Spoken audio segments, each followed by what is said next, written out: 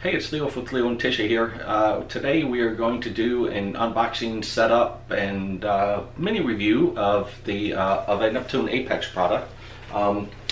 We are doing the Neptune ATK and using a Tunes ATO unit in our 120 gallon aquarium since we set this one up. The unit had previously been used on our 60 gallon tank, and overall is probably, I want to say, has a good solid 3 years of use on it. The other day, I noticed, Tish and I both noticed a series of beeping coming out of our sump room. When I went downstairs to investigate, I noticed that there were some non-normal blinking lights on the ATO controller that we use, the Tunes unit. So I disconnected it, unplugged it for a few minutes, plugged it back in, and waited to see what it would do, and it immediately went back into the error mode.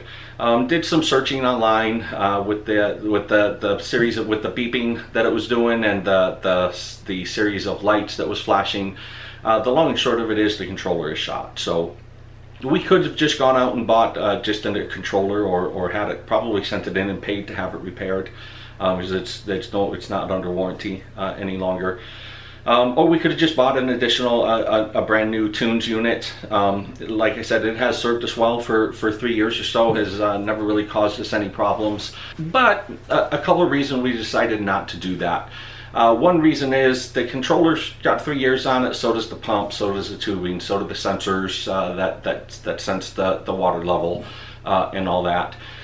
So that was one reason. The other reason is we maintain, or we control most of the tank, most of that tank with a Neptune Apex system.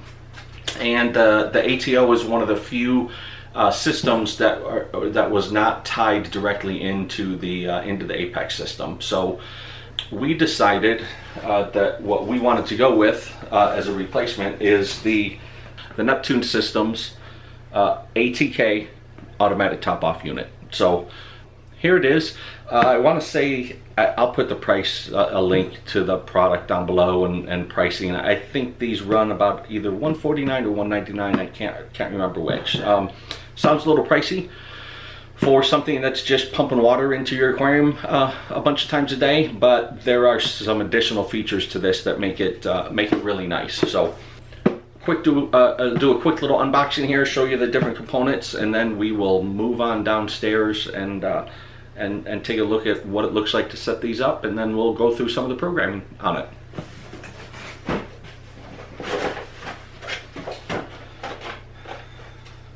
Neptune always gives you a little sticker, so if you want to advertise for them, you can stick these somewhere. Although people not in the aquarium world probably would have no clue what that logo was. So, little getting started guide. This is pretty much the only paper documentation that's in these boxes. One thing that Neptune does is they don't really include instruction manuals or a lot of paper documentation in any of their systems, or any of their modules, or even the main system. And they talk about this a little bit on their website. So if you're using one of these systems, you're probably fairly computer savvy, and it's almost guaranteed that you have online access, and all of the documentation is available online on their website. So one nice thing, they don't waste resources or money on having to print a whole bunch of manuals that in reality we probably all just jump online and go look up anyway. Aquabus cable looks like a USB cable. In some ways is a USB cable. However, you want to be careful with these. If you use the wrong USB cable, you can destroy your Apex system. So it's 24 volt AC to DC converter, 1.5 amp.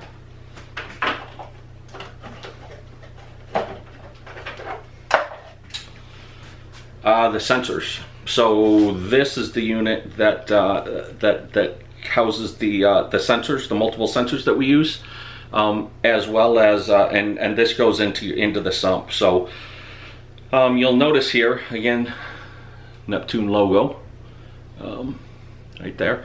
You'll notice fairly powerful magnet. So The way this works, and you'll see it once it's in action.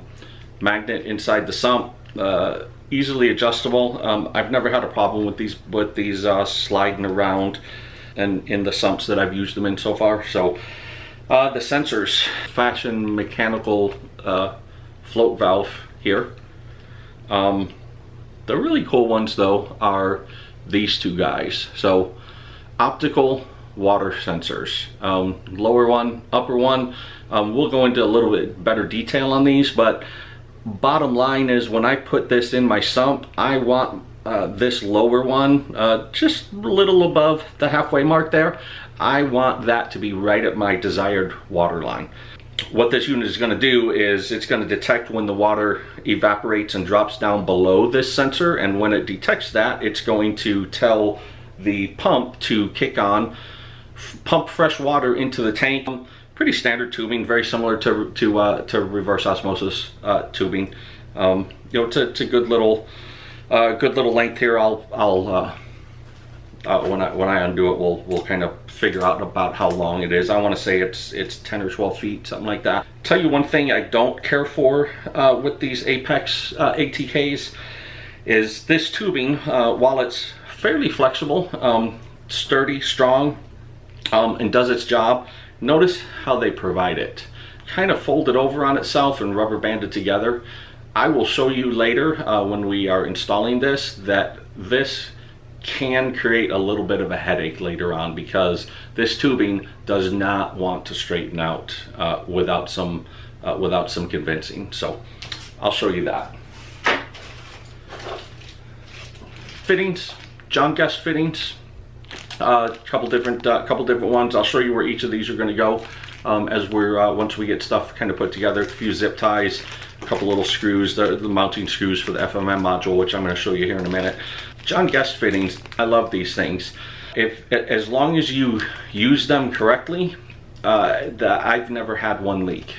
You do have to be careful with the when you're cutting the tubing. You have to make sure you use the correct diameter tubing, and you have to be careful when you're cutting the tubing. You want it to be as close to perfectly straight as you can. As long as you get a good, clean, straight cut, and you insert that tubing all the way into this fitting, these will not leak. And they're cheap and easy to get. This white box is going to be the pump here. So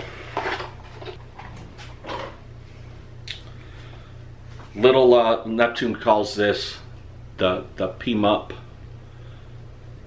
a practical multi-purpose utility pump. That stands for. So this is a 24 volt DC, so it's really low power consumption. It's not going to get hot if it does happen to run for an extended period of time, which it shouldn't, as long as you program it correctly and don't have some sort of other problem. So it shouldn't really run long. I'll tell you, these can be a little bit noisy, a little bit noisier than some of the other ATO pumps that are out there. Where we're putting it, it doesn't matter. We have one of these units in our bedroom, and this does kick on multiple times a night.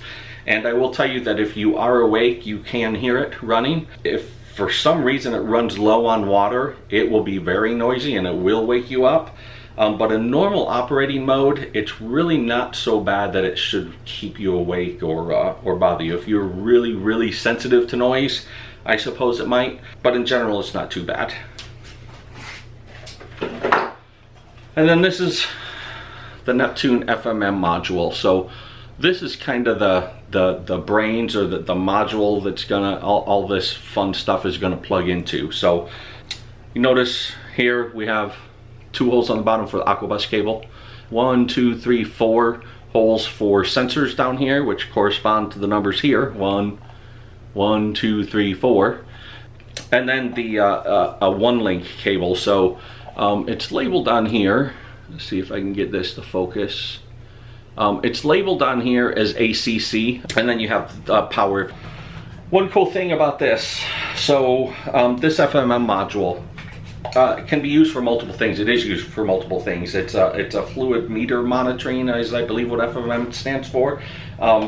With the ATA kit, what they use this for is to measure the sensors that we pointed out, and then so we actually have a spare input on this FMM module.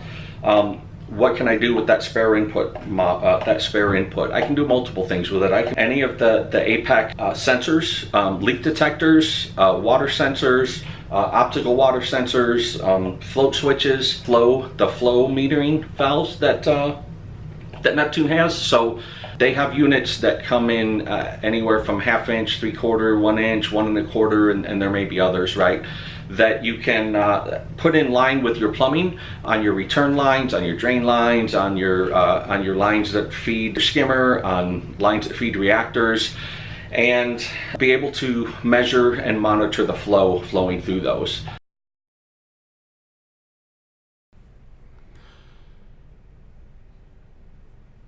Okay, so here we are downstairs. We're looking at the doorway into our sump room. I'm gonna open this door. This used to be a closet. I knocked the back wall out, and it is now our sump room for our 120-gallon mixed reef. You see on the back wall there a majority of our Apex modules. We're gonna move forward here, and the one we're looking at right now is the FMM module that we just unboxed. So move a few wires out of the way here. You see over to the left the Aquabus cables. Moving to the right, we got plugged into sensor holes 1 and 2 are the sensor cables. Apex does label those cables to make it easy for you. Moving over to the right, I have 2 open ports available, and then the ACC 1 link, which is what the pump is plugged into, and then the power, which is what the 24-volt power brick is plugged into. That provides the 24 volts of power to the pump. So moving down, I have not dressed these cables and done any cable management on this yet. I just wanted to get the unit up and running. And over here is the sump. There's the actual unit with the sensors in the sump, positioned right where I want it. The mechanical float valve I don't use on this setup. I can talk about that at a later time, why I don't do that. Over here to the side, you can kind of see the 2 sensors there. The lower sensor is right even with the water line, right where I want it. The upper sensor is dry, again, just the way that I want it. We're going to do a quick little top-down view. Notice that this is in the sump, in the return pump chamber. Your sensors have to be in that chamber of your sump. That is the only chamber that will actually fluctuate as water evaporates. So looking here, here's my freshwater vessel, the pump down in there. That's the PMUP pump that came with the ATK. So this is just a 35-gallon brute trash can that I keep filled or keep supplied with RODI water. Orange tubing there. Yep, see, it's all coiled up. Not real fun to deal with. It doesn't really straighten out. I could probably heat it up and straighten it out, but I will eventually coil that up a little bit and mount it with a zip tie to the wall over there, kind of keep it out of the way, be careful not to kink it. So, and as you can see, I need to do some additional cable management in here. So we're going to go ahead and back out of the sump room here, and we're going to wind up walking over through the entryway of our home and into what used to be the dining room and is now our tank room. So nice waterproof flooring that's fairly recently installed throughout most of the downstairs of the house. So here's the 120-gallon mixed reef. You see our yellow chorus wrasse there, a couple firefish roaming around. Ignore the cyanobacteria for right now. We'll do a video on how we take care of that later. So here's the wall with the hole where the tubing is coming through that we just saw a minute ago. So there's the same orange tubing. Flows is positioned there back behind the tank. Again, I'll tuck it back in there a little bit better later on. I just wanted to get everything up and running. So up and over the tank, zip tied to one of my 2 return lines there, and terminates in one of the overflows for this tank. Important note, I make sure to keep the end of that tube dry. I do not put it down far enough that it's underwater. If you do, you will create a suction and potentially have an overflow.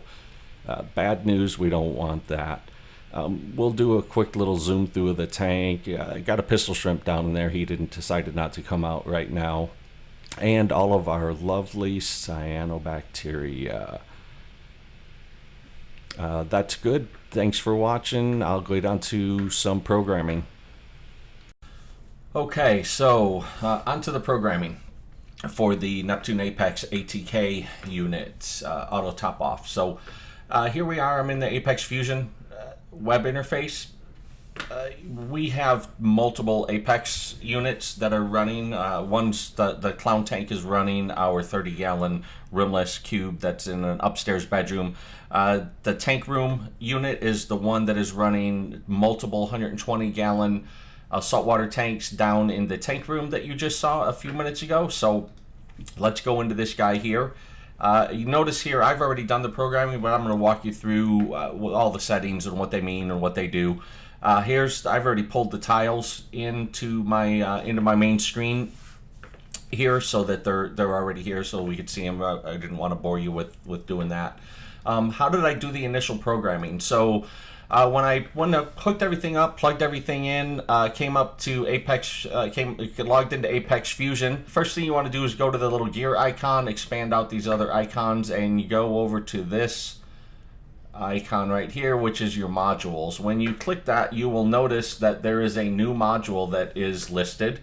Mine happens to be get auto assigned to module number 10. The type is an FMM. I've renamed it to ATK Reef so that I know exactly what module it is. I'm also up to date on my firmware. More than likely, you will need to update your firmware. It will show that to you here. If it does have a warning sign saying that it's outdated, you'll also have a little notice up at the top that'll tell you one of your modules is out of date and needs to be updated. If you do see that, go into the module itself. When you're in the module itself, under action here, you can go to update software. You can click that. If I were to click the push, it would go ahead and do the update. Just like all other modules, if you're on the Apex Classic or Apex Junior, make sure you're physically plugged into an Ethernet cable for your internet connection when you do the update. If you're on the latest version of the Apex, you can do it wirelessly. I did it wirelessly, and it took about a minute, maybe a minute and a half to run. So you're going to want to do that. After you get the unit updated, the module updated, the programming is pretty automatic with the ATK. Neptune has done a good job of creating essentially scripts that do a large amount of the programming for some of the more complex modules for us. So I'm going to show you how to do that. If you click on upper left here, the drop down list underneath my particular Apex, again, is named Tank Room. I click the little arrow there, come down to configuration, and there's an icon named tasks. So we go into tasks, and you will find a large list of tasks that Neptune has there for you. So the one that we want for the auto top off unit is the ATK, configure the Neptune system's automatic top off kit. Pretty self-explanatory. We do not want the leak detection or the low water. We want the one that just says ATK. So when we click on that, I'm not going to walk through all these steps because, again, I've already done this. It's pretty self-explanatory. Follow the directions. It'll probably take about 3 to 5 minutes at the most, and you'll be up and running. So key thing here I want to point out in this yellow box, if the FMM ports have been set to manual mode, set them to auto detect, otherwise the optical sensors may not be detected. That is important. If you did not check that, you want to check that before you do this programming. So we will cancel. We will go back to our home page. We will go back to the module, and when I go to the module, I will go to, under configuration, I will go to configure. Notice right now mine is not set to use auto detection. If yours is this way, before you run that program, the task to program it, you are going to want to set that to auto detect, and it should auto detect that port 1 has an optical sensor and port 2 has an optical sensor. Very important. You'll want to push that. If you had to change that, you're going to want to push that configuration to your Apex, and then you can go back again, tank room, configuration, tasks, ATK, and follow the instructions. Once you do that and it pushes the configuration, what does it look like? What it's going to do is program the pump. So I've renamed my pump to ATO pump so that it makes sense for me. I know what it is. I'm going to go in here and show you exactly what it does. So here's where you can control the name here. Control type, it's going to set it to advanced. Log, by default logging is not going to be enabled. I come in and enable this, and I'll show you why I enable it towards the end of the video. Let's run through the programming. All of this programming here was set automatically by the wizard, by that task wizard. So I did not manually put any of this in here, but I will walk through for you what it all is doing. So fallback off. By default, if the Apex unit goes haywire, we want to tell it that the normal fallback mode of that pump is for it to be off. Set off, that's telling the pump that its normal status is to be off. We do not want that pump to be running as its normal status. Line 3, if ATO low is open, then on. So what is ATO low? ATO low is, let me just go back and show you. ATO low, you'll notice right here, this is the lower of the two optical sensors in the sump on the magnet. ATO low is the lower one, ATO high is the higher one, or the upper one. So open and closed, what do these mean? Neptune's optical sensors, when they detect that they are covered with water, they are going to be in a closed state. If they detect that they are not underwater or not covered by water, they're going to be in an open state. It's important, remember that. Let's go back and look at the programming for the pump. ATO, if the ATO low is open, then on. This is telling the pump that if the ATO low sensor, the lower of the two optical sensors, is in an open state, meaning it is not covered with water, then we want to turn the pump on. Line 4, if ATO high is closed, then off. This is telling the Apex, the FMM module, that if the upper optical sensor is covered with water, meaning it's in a closed state, then turn the pump off. So if the pump were to be on and running and continued to run to the point that the ATO high or the upper sensor became submerged in water, then turn the pump off.